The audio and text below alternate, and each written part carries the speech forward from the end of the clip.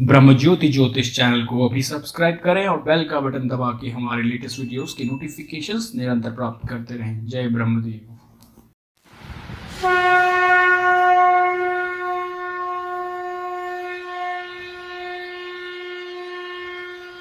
ओम ब्रह्मा मुरारी त्रिपुरांतकारी भानु शशि भूमि सुतो बुधश्च गुरुश्च शुक्र शनि राहु केतवः सर्वे ग्रहाः शांतिकरा भवन्तु। ओंकार स्वरूप परब्रह्म परमात्मने नमः। श्री सद्गुरुभ्यो नमः। जय ब्रह्मदेव, जय ब्रह्मदेव, जय जय ब्रह्मदेव। ब्रह्मर्षि ब्रह्म ज्योति ज्योतिष यूट्यूब चैनल में मैं आप सभी दर्शकों का एक बार फिर से हार्दिक अभिनंदन एवं स्वागत करता हूं।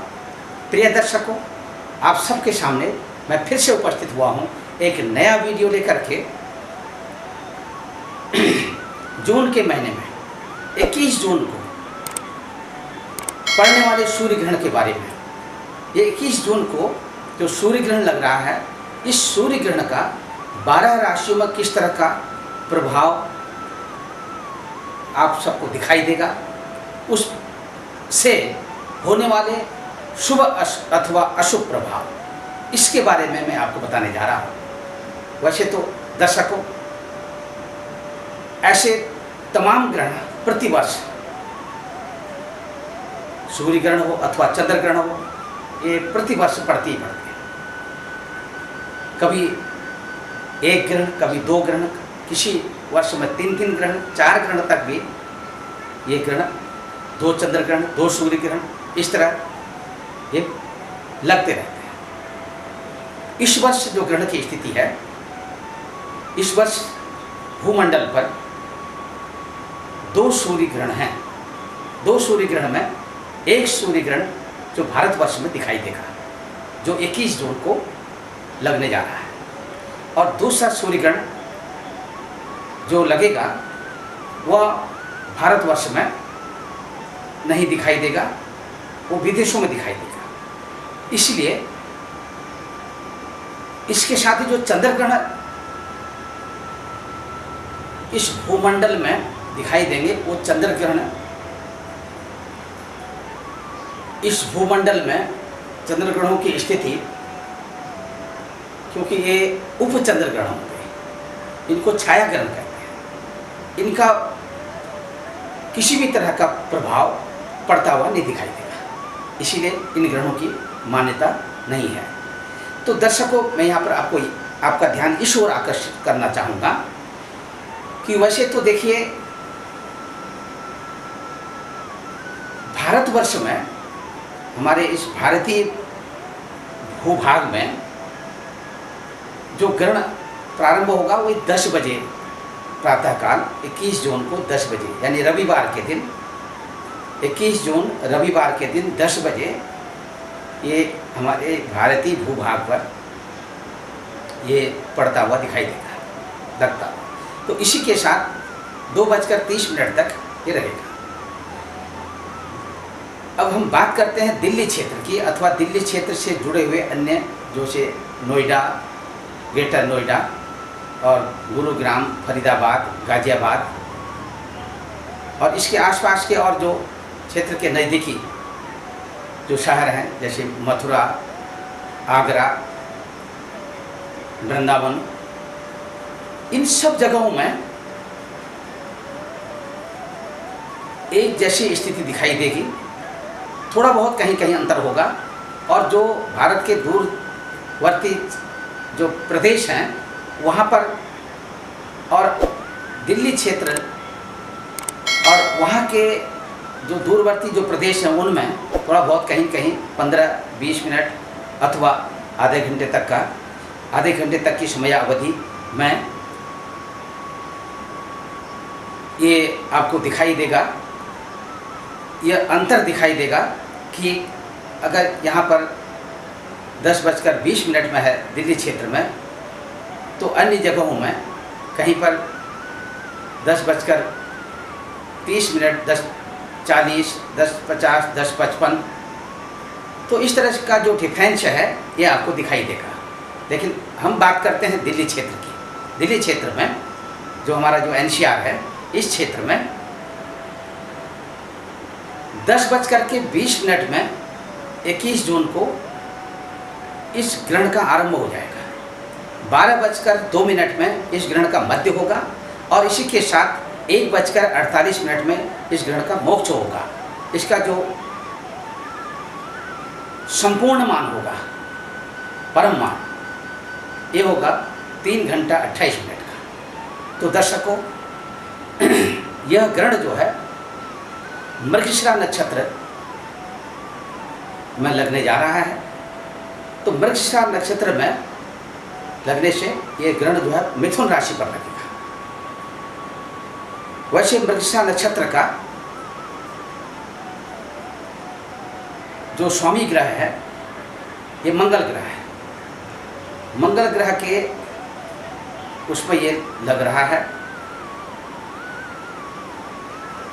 इसलिए कुछ प्रभाव जो है, जो मंगल ग्रह से प्रभावित लोग हैं उन पर भी पड़ता हुआ दिखाई देगा। इसी के साथ उस समय की जो लगन होगी जिसमें ये लगने जा रहा है, ये सिंह लग्न में लगने जा रहा है। इसीलिए ये सिंह लग्न का जो स्वामी ग्रह है वो साक्षात भगवान सूर्यदेव हैं, जो ब्रह्म के प्रतीक हैं। और सूर्य ग्रहण ही ये लगने जा रहा है और जिस दिन ये लग रहा है ये रविवार के दिन लग रहा है। रविवार के दिन लगने से, सूर्य ग्रहण रविवार के दिन लगने से इसे चूड़ामणि ग्रहण भी कहते हैं। और यह ग्रहण जो है किस रूप में किन किन राशि वालों को ये प्रभावित करेगा अत्यधिक रूप से, किन राशि वालों के लिए अशुभ है और किन राशि वालों के लिए बहुत शुभ है और किन राशि वालों के लिए मध्यम है, तो ये मैं आपको बताने जा रहा हूँ। इसमें देखिए, ये जो है सबसे पहले ये देखना है, ये कर्क राशि वालों के लिए, वृश्चिक राशि वालों के लिए और मीन राशि वालों के लिए ये थोड़ा नुकसानदायक ग्रहण है। इनके लिए अत्यधिक रूप से ये शुभ नहीं है। और अत्यधिक रूप से शुभ नहीं होने का मतलब ये है, कहीं न कहीं इन राशि वालों को बहुत बड़ा भारी नुकसान भी उठाना पड़ सकता है। और इसके लिए आप हमारे बताए हुए उपाय जरूर करेंगे, जिससे कि आपको किसी भी तरह का कोई नुकसान न हो और मनचाहा फल की प्राप्ति हो। तो दर्शकों, इसके साथ जो अन्य राशियां हैं, उन अन्य राशियों में कुछ राशियां ऐसी हैं जो इस ग्रहण के प्रभाव से अत्यधिक रूप से उन्नति अथवा उनकी तरक्की, पद प्रतिष्ठा का उनका लाभ उनको अवश्य रूपेण, यानी कि निश्चित रूप से ये उनको मिलेगा। इसी के साथ वैसे मैं आपको बताना चाहता हूँ कि इस समय ग्रहों की जो स्थिति बनी हुई है, हालांकि हमारे जितने भी पंचांगकार हैं, पंचांगकारों की जो पंचांग में ग्रहों की जो स्थिति दर्शाई गई है, उन सब का एक जैसा मत या उनका जो उल्लेख है, भारतीय ज्योतिष शास्त्र के अनुसार एक जैसा ही प्रतीत होता है। कहीं कहीं देश काल परिस्थिति के अनुसार, देश देशांतरों की स्थिति के अनुसार पंचांगों में भिन्नता रहना स्वाभाविक हो जाता है, लेकिन फिर भी कहीं कहीं ज्योतिषियों के मतों में कहीं कहीं मतांतर अथवा पंचांगकारों के जो पंचांग का निर्माण करते हैं, उनके पंचांग बनाने का जो अपना जो उनका किस स्थिति के साथ वो चल रहे हैं, उनके मतों में भी कहीं कहीं थोड़ा अंतर रहता है। उसके कारण कहीं थोड़ा बहुत अंतर देखने को मिलता है। इसका मतलब ये नहीं है कि बहुत ज़्यादा अंतर नहीं रहता है। तो इसीलिए अब यहाँ पर क्या है कि जैसे बुध है, बुध 21 जून को बहुत से पंचांगकारों ने 20 जून से ही बुध को मार्गी दिखाया है और कुछ पंचांगकारों ने बकरी दिखा रखा है। इस तरह से बुध ग्रह और बृहस्पति, शुक्र और शनि, बुध, गुरु, शुक्र, शनि, ये 4 ग्रह तो आपके सामने में बकरी रहेंगे। और इसी के साथ राहु केतु, ये हमेशा बकरी ही रहते हैं। इनके साथ इनको जोड़ करके अंक संख्या जो है वो 6 बकरी ग्रहों की हो जाएगी। और यदि कुछ विशिष्ट पंचांग जो हमारे दिल्ली क्षेत्र के हैं उसमें बुध मार्गी दिखाया गया है, उसके अनुसार बकरी ग्रहों की संख्या 5 ही रहेगी, क्योंकि बुध मार्गी 20 जून को ही हो जा रहा है। इसीलिए बकरी ग्रहों की संख्या 5 है अथवा 6 है, लेकिन हमें ये मानना होगा क्योंकि राहु केतु जो है हमेशा बकरी रहते हैं और ये 3 ग्रह गुरु, शुक्र और शनि निश्चित तौर पर बकरी हैं। और इन बकरी ग्रहों का प्रभाव राहु केतु जो बकरी ग्रह हमेशा रहते हैं इनके साथ तारतम्य बैठाने से इस वर्ष जो स्थिति बकरी ग्रहों की बनने जा रही है उससे कहीं न कहीं भयावह स्थिति के संकेत दिखाई दे रहे हैं। और इसी के साथ वैसे भी आप देख रहे हैं कि ये संकट काल पूरे विश्व में ग्रहों की स्थिति के अनुसार जो पड़ रहा है या दिखाई दे रहा है, जो कोरोना काल जिसको आप कह रहे हैं, और ये स्थिति जो है बन रही है। और इसी के साथ इस जो 21 जून 2020 रविवार के दिन ये जो सूर्य ग्रहण लगने जा रहा है भूमंडल में, इस सूर्य ग्रहण का भी कुछ ऐसा प्रभाव दिखाई देगा जिसके कारण धीरे धीरे जो ये कोरोना की जो स्थिति बनी हुई है ये कहीं न कहीं कुछ हद तक बढ़ती हुई नज़र आएगी। और उसके बाद जैसे ही 30 जून अथवा 23 सितंबर के बाद कुछ ग्रहों का जो परिवर्तन होगा गोचरी ग्रहों का, उसके बाद इसमें न्यूनता यानी कि पूरे विश्व में इस कोरोना की न्यूनता दिखाई देगी और इस संकट से सबको निजात मिलेगा। तो दर्शकों, ये जो ग्रहण की स्थिति है, ग्रहण की जो स्थिति है, ये सूर्य ग्रहण की स्थिति 21 जून को बन रही है। तो सूर्य ग्रहण की स्थिति में क्या होता है, जब सूर्य ग्रहण लगता है तो ये जो सूर्य ग्रहण है ये एक अन्य सूर्य ग्रहणों से कुछ अलग ही सूर्य ग्रहण है। बहुत से हमारे जो पंचांगकार हैं अथवा जो ज्योतिषी हैं अथवा उनके मत के अनुसार भी यह ग्रहण जो है कई वर्षों के बाद इस भूमंडल में लग रहा है। ये वाला जो सूर्य ग्रहण 21 जून को जो लग रहा है, तो हर ग्रहों का अपना अपना स्थान होता है, अपने अपने उनके आकार होते हैं, अलग अलग आकार में, कोई कंकड़ाकृति होते हैं। ये जो सूर्य ग्रहण हमको दिखाई देगा ये कंकड़ाकृति होगा और इसके साथ में ये जो है कहीं कहीं खंडग्रास के रूप में भी दिखाई देगा। इसीलिए ये जो सूर्य ग्रहण है इसका जो प्रभाव है, जो भूमंडल में जो सूर्य ग्रहण का जो प्रभाव पड़ेगा उससे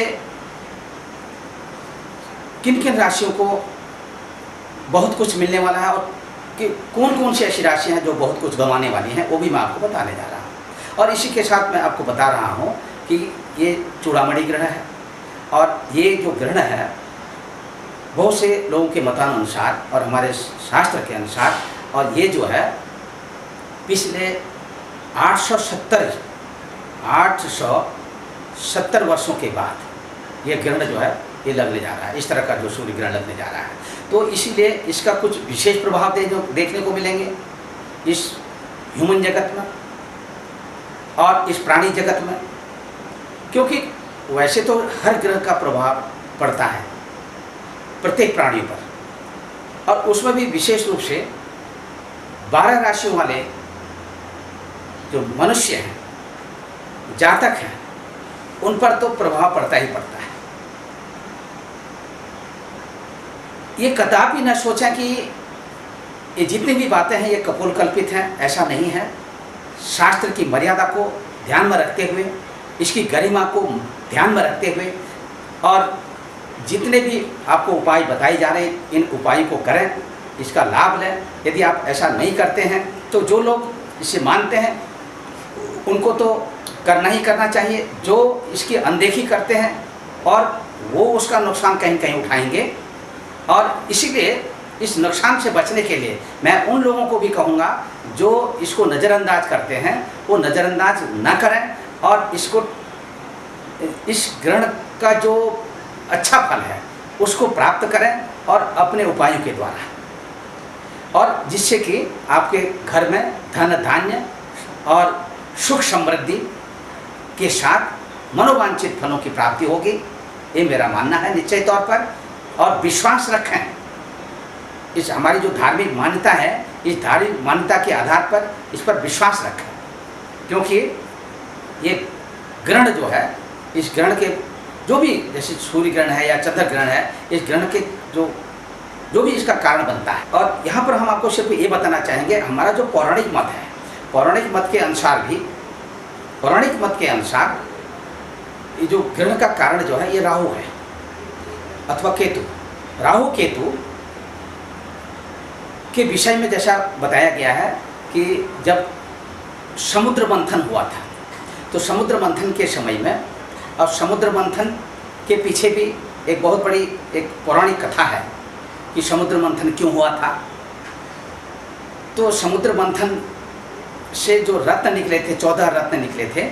14 रत्न में जो सबसे पहले जो रत्न निकला था वो विष निकला था, कोलाहल विष, जिसको भगवान शंकर ने जब देवताओं ने सबने प्रार्थना की तो भगवान शिव ने उस विष को ग्रहण कर लिया था और अपने कंठ में उतार दिया था, जिससे वह नीलकंठ कहलाए।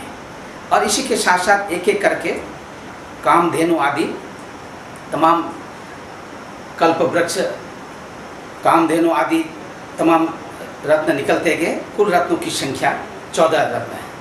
उन 14 रत्नों में और धन्वंतरी जो अंत में प्रकट हुए, धन्वंतरी के साथ, धन्वंतरी अपने साथ एक अमृत कलश लेकर के प्रकट हुए। और इस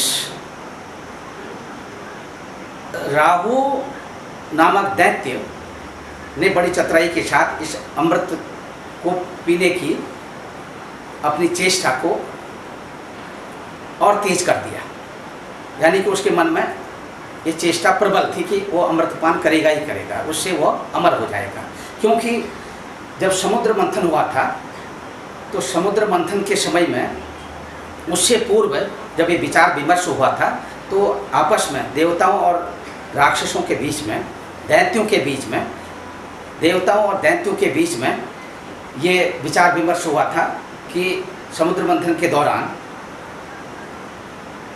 जो भी रत्न निकलेंगे उन रत्नों का अधिकतर भाग जो है वो देवता लोग ग्रहण कर लेंगे, और जो किया भी देवताओं ने, और इसी के साथ जो अमृत निकलेगा उसको हम लोग आपस में बांट लेंगे। लेकिन इस तरह का विचार मंथन करने से ये जो है देवताओं और दैत्यों ने आपस में जब विचार विमर्श किया, क्योंकि ये सारा जो वृत्तांत है ये राजा बलि, और बलि के साथ ये सारा वृत्तांत जुड़ा हुआ है। बलि का भी इसमें बड़ा सहयोग रहा इस समुद्र मंथन में।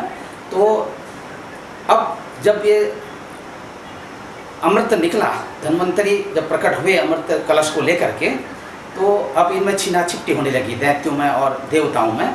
तो इसी से बचने के लिए और भगवान ने भी अपना मोहिनी रूप धारण करके इस अमृत का विभाजन करने का मन बनाया और विभाजन किया। लेकिन उसमें एक और था जिसको कि ये कह सकते हैं कि एक तरफ अमृत पिलाना था देवताओं को और मदिरा पिलानी थी राक्षसों को, दैत्यों को। और इसी के साथ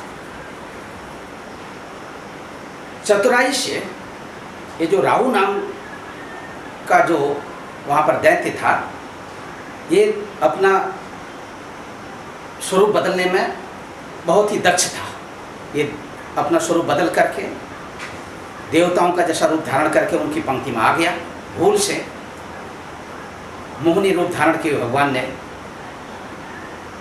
उसको थोड़ा अमृत दे दिया और वो अमृत पी लिया। उतने समय में सूर्य और चंद्रमा ने जब ये देख लिया कि ये अमृतपान कर रहा है, उतने में तुरंत उन्होंने भगवान को संकेत किया। भगवान ने अपने शंख चक्र गदा पद्म पद्मालाओं से विभूषित भगवान ने तुरंत अपना सुदर्शन चक्र निकाला और उस सुदर्शन चक्र से उस राहु नामक दैत्य के सिर को अलग कर दिया।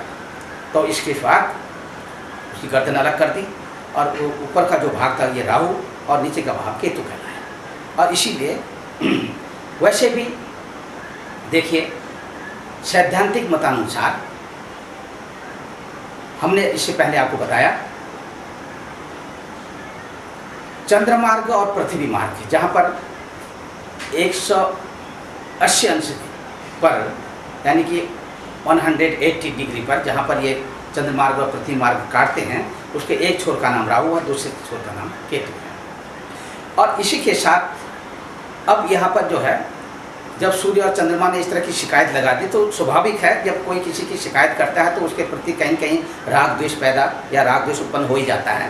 तो इस राग द्वेष को वैसे जो सज्जन लोग होते हैं तो वो उसे भी निवृत्ति पा लेते हैं, लेकिन राहु के मन में ये बात गड़ गई कि सूर्य चंद्रमा ने ये हमारी शिकायत लगाई और हमको इससे वंचित रखना चाहा और जिससे कि ये हमारी गर्दन ये जो कट गई, यानी कि राहु की जो गर्दन कटी और ये उसमें ये कारण बना। अब इसके मन में ये आ गया। तो इस तरह से हमेशा इस तरह की स्थिति बनती है, राहु अपनी छाया से और सूर्य और चंद्रमा को समय समय पर आच्छादित करता रहता है, जिसे हम ग्रहण कहते हैं। इसीलिए दर्शकों इस ग्रहण में आपको देखिए सबसे पहले ये तो ग्रहण की स्थिति मैंने बताई। अब इसका जो सूतक काल है ये 12 घंटे पूर्व होता है। तो 20 जून के दिन शनिवार के दिन रात्रि काल में 10:19 के बाद 10:20 से ही इसका सूतक काल प्रारंभ हो जाएगा। हमारी मान्यताओं के अनुसार ये सूतक काल जो है जब 10:20 से प्रारंभ हो जाएगा तो ये जब ग्रहण का मोक्ष हो जाएगा तब तक ये सूतक बना रहेगा। और 10:20 से लेकर के 1:48 दिन में दूसरे दिन यानी कि 21 जून को 1:48 के बाद ही ये सूतक समाप्त होगा। उसके बाद स्नान आदि करके नवीन वस्त्र धारण करके तब देव अर्चना पूजा अर्चना मंदिर में जाना ये सब क्रम होगा। मंदिरों में जो महाआरती वगैरह भोग वगैरह लगेगा इसके बाद ही लगेगा। और इसी के बाद इसमें जो आपके घर में जो मंदिर प्राय सभी के घर में मंदिर बने होते हैं, घर में जो मंदिर हैं देवालय हैं ये भी सूतक लगने के पश्चात ये सब मंदिर आप अपने घरों में इनको बंद कर देंगे। और इसमें किसी भी तरह की पूजा अर्चना अगले दिन 21 जून को प्रातः काल में नहीं होगी। बहुत से लोगों का कहना या बहुत से लोगों के मतानुसार कहते हैं कि घर में जो मंदिर स्थापित है उसमें आप सुबह स्नान आदि करें या फिर भोग लगाएं। तो लेकिन दर्शकों ये केवल गुमराह करने वाली बात है। मंदिर माने मंदिर जहाँ पर मूर्ति की प्राण प्रतिष्ठा हो गई हो और उसमें आप नित्य प्रतिदिन भोग लगा रहे हों, स्नान कर रहे हों, स्नान करवा रहे हों देवी देवताओं को, भोग लगवा रहे हों, तो वो मंदिर मंदिर ही है। आप चाहे किसी बड़े मंदिर में जाइए, कहीं सुप्रसिद्ध मंदिर में जाइए, कहीं भी, अथवा अपने घर में जो मंदिर आपने स्थापित कर रखा है, तो मंदिर माने मंदिर, देवता माने देवता। आप जो है निश्चित तौर पर उस ग्रहण काल में सूतक काल में अपने मंदिर के किवाड़ बंद कर दें और उसके बाहर बैठ करके आप अधिक से अधिक ध्यान करिए, मेडिटेशन करिए, ब्रह्म क्रिया करिए, सुदर्शन क्रिया करिए और अधिक से अधिक जो है भजन कीर्तन जो आप सोच सकता है। रात्रि काल में ऐसा बताया गया है कि सूतक काल के समय रात्रि काल में रात्रि जागरण करना चाहिए और ग्रहण काल के समय भी जो है अन्नदान आदि करना चाहिए और इसी के साथ वस्त्रदान भी करना चाहिए, उसको निकाल देना चाहिए। सूतक निवृत्ति के बाद ग्रहण के मोक्ष के पश्चात उस जो दान सामग्री है उसे कहीं मंदिर में जा करके मंदिर के पुजारी जी को अथवा किसी गरीब ब्राह्मण को अथवा किसी भी तरह का जो गरीब ब्राह्मण हो अथवा कोई नीडी पीपुल है, कोई इस तरह का जिनको आवश्यकता है उसको दे देना चाहिए। इसी के साथ अभी देखिए जो ये ग्रहण की स्थिति है, अब इसमें है क्या कि आपको करना क्या है कि जब सूतक काल प्रारंभ हो जाएगा, यदि आप किसी भी तरह का कोई मंत्र आदि सिद्ध करना चाहते हैं, क्योंकि वर्षों से जब जो आप अपनी पूजा पाठ साधना करते आए हैं उसमें जो सिद्धि आपको प्राप्त नहीं होती है और जितना समय लगता है उसमें सिद्धि प्राप्त करने में, ग्रहण काल में आपने अगर निरंतर, सूतक काल में अथवा ग्रहण काल में आपने निरंतर भजन कीर्तन या मंत्रों का मानसिक रूप से उच्चारण या माला लेकर के मंत्रों का जाप, जो भी आप सिद्ध करना चाहें, चाहे वो लक्ष्मी से संबंधित मंत्र हो, चाहे स्वास्थ्य से संबंधित मंत्र हो, चाहे महामृत्युंजय मंत्र हो, मृत्यु संजीवनी मंत्र हो, भृगु संजीवनी इत्यादि मंत्र हो, या किसी भी तरह का, तो सुंदरकांड का पाठ पढ़िए, दुर्गा कवच पढ़िए, हनुमान चालीसा पढ़िए, बजरंग बाण पढ़िए, ओम श्रीम ह्रीम श्रीम कमले कमलाले प्रसीदा प्रसीदा ओम श्रीम ह्रीम श्रीम महालक्ष्मी नमः, इस मंत्र का जाप करिए। तो जो आपको सहज हो वो सब कुछ करिए। और इसी के साथ आप दुर्गा चालीसा, शिव चालीसा, लक्ष्मी चालीसा ये सब पाठ भी पढ़ सकते हैं। लेकिन विशेष रूप से किन किन राशि वालों को क्या मंत्र जाप करने से किस तरह से उनको सिद्धि मिलेगी, किस तरह से उनकी मनोकामना पूर्ण होगी, किस तरह से उनको मनचाहा फल की प्राप्ति होगी, ये भी मैं आपको अपने जो इसी तरह का हमारा जो दूसरा वीडियो बनेगा उसमें मैं आपको बताऊँगा। अपने दूसरे वीडियो में मैं आपको डालूंगा, आप 12 राशियों में किस तरह का प्रभाव पड़ेगा ये आप देखिए। लेकिन सूतक काल के दौरान विशेष करके मैं आप बताना चाह रहा हूँ कि गर्भवती जो महिलाएं हैं, गर्भवती महिलाओं को इस ग्रहण को नहीं देखना चाहिए। यदि वो देखती हैं तो उनके गर्भ में पल रहे गर्भस्थ शिशु पर इसका कुप्रभाव पड़ेगा। इसलिए कदापि अपने घर के अंदर अपने कमरे में बने रहें, वहीं पर बैठ करके अपना सूतक काल में अथवा ग्रहण काल में अपना ओम नमो भगवते वासुदेवाय इस महामंत्र का जाप करें, मानसिक रूप से करें, अथवा श्री कृष्ण गोविंद हरे मुरारे हे नाथ नारायण वासुदेव इस तरह का भजन कीर्तन करिए। और श्रीमन नारायण नारायण नारायण, श्रीमन नारायण नारायण नारायण, भजमन नारायण नारायण नारायण इस तरह से भजन कीर्तन करते रहें तो सुंदर स्वरूप आकृति वाला ज्ञानी बालक पैदा होगा। और इसी के साथ गर्भवती जो महिलाएं हैं उनको ये भी ध्यान देना चाहिए कि किसी भी तरह से ग्रहण काल के दौरान कोई सब्जी न काटें, कोई चाकू का प्रयोग न करें, छुरी का प्रयोग न करें, सुई का प्रयोग न करें। हो सकता है अकस्मात कोई छुरी चाकू आपके जो उदर से टकरा जाए तो उसका प्रहार जो है वो गर्भस्थ शिशु पर पड़ेगा, उसी तरह का निशान, उसी तरह का छेदन उस गर्भस्थ शिशु पर पड़ेगा जो उसके लिए नुकसानदायक हो सकता है। और ग्रहण काल के समय यदि कोई प्रैक्टिकली भी गर्भवती जो महिला है वो ऐसा करे और ग्रहण को देखे तो निश्चित तौर पर उसी तरह की छाया उस बच्चे पर पड़ेगी जो गर्भस्थ शिशु उसके पेट में पल रहा हो। इसलिए मैं उन सब से ये आग्रह करूँगा कि शास्त्र की मर्यादा को ध्यान में रखते हुए और अपना बचाव रखें और जिससे कि आप अपना भी बचाव रखें, अपने गर्भस्थ शिशु का भी बचाव रखें और इस तरह से भगवान का महामंत्र का और ये जाप करते रहें जिससे आपकी मनोकामनाएं पूर्ण होंगी। और इसी के साथ जो इस काल ग्रहण काल के दौरान जो असहाय हैं, जो मतलब जैसे रोगी हैं अथवा बहुत अत्यधिक रूप से शरीर से लाचार हैं तो वो तो भोजन आदि ग्रहण कर सकते हैं, उनको इसका कोई दोष नहीं है। और जैसे छोटे छोटे बच्चे हैं, बालक हैं, उनको भी दे सकते हैं। लेकिन जो उपवास रह सकते हैं, जो ग्रहण काल के दौरान जैसे बिना पानी पिए हुए वो समय व्यतीत कर सकते हैं, उनको करना चाहिए। अन्न ग्रहण नहीं करना चाहिए जब तक मोक्ष न हो जाए। और 20 जून को रात्रि काल में 10:19 के बाद कदापि जल ग्रहण न करें, अन्न ग्रहण न करें। यदि भूलवश किसी से रसोई में कोई अन्न या कोई व्यंजन बन भी गया हो तो उस व्यंजन को हमारे शास्त्र के अनुसार उच्छिष्ट माना जाता है, उसको ग्रहण न करें। बहुत आवश्यक हो तो उसमें जो है दूर्वा तुलसी का पत्ता डाल करके आप रख दीजिए सुरक्षित स्थान में। बाद में आपके समझ में आ रहा हो तो आप कहीं ऐसी जगह गौशाला आदि में जा कर के वहाँ दे दीजिए, उन लोगों को खिला दीजिए।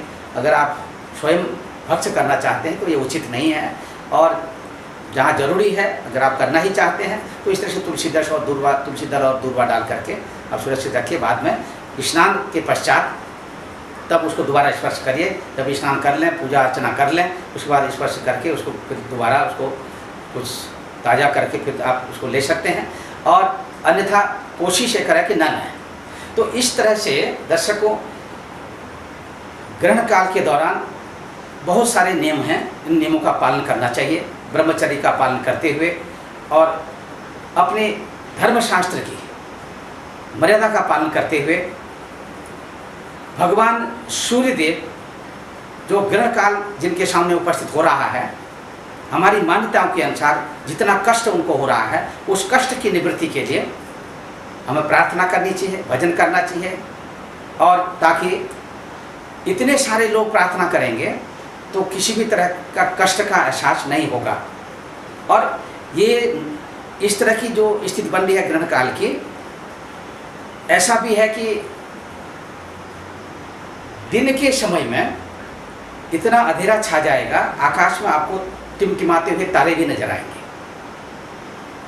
तो इस सूर्य ग्रहण को विशेष रूप से आप लोग देखें, और लेकिन खुली आंखों से ना देखें, आंखों में धूप छाया चश्मा जरूर लगा लें, अथवा जो लोग जो वेल्डिंग वगैरह करते हैं, वेल्डिंग के समय में भी एक ऐसा चश्मा लोग लगाते हैं जिससे कि वेल्डिंग से उनकी आंखों को कोई नुकसान न हो, तो उस तरह का चश्मा भी आप लगा सकते हैं।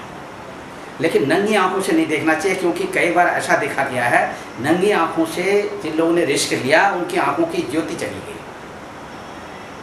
और उनकी आंखों में उसका कुप्रभाव पड़ गया। इसलिए कुछ न कुछ लगा करके देखिए, क्योंकि देखने में हर्जा नहीं है, देखिए, और उसके बाद अपना जब दृढ़ मोक्ष हो जाएगा 1:48 में, तो उसके बाद अपना स्नान करके अपने मंदिर में देवताओं का स्नान आदि करा करके, चंदन आदि तिलक आदि लगा करके, और या भोग आदि लगा करके और आरती करिए, और उसके बाद अपना जो नित्य कर्म है वो सब कुछ करिए। फिर मंदिर में जाइए, अपनी दान सामग्री जो भी आपने निकाल रखी है वो अपना दीजिए, और इसी के साथ अपने जीवन को सफल बनाइए। तो दर्शकों, अब मैं अपनी अगली वीडियो लेकर के तैयार होऊंगा, जो 12 राशियों पर इस ग्रहण का क्या प्रभाव पड़ने वाला है। तो तब तक के लिए मैं अपनी वाणी को विराम देता हूँ। सर्वे भवन्तु सुखिनः, सर्वे सन्तु निरामया, सर्वे भद्राणि पश्यन्तु, मा कश्चित् दुःख भाग् भवेत्। ओम शांति, ओम शांति, ओम शांति। जय ब्रह्मदेव, जय ब्रह्मदेव, जय जय ब्रह्मदेव। ओके।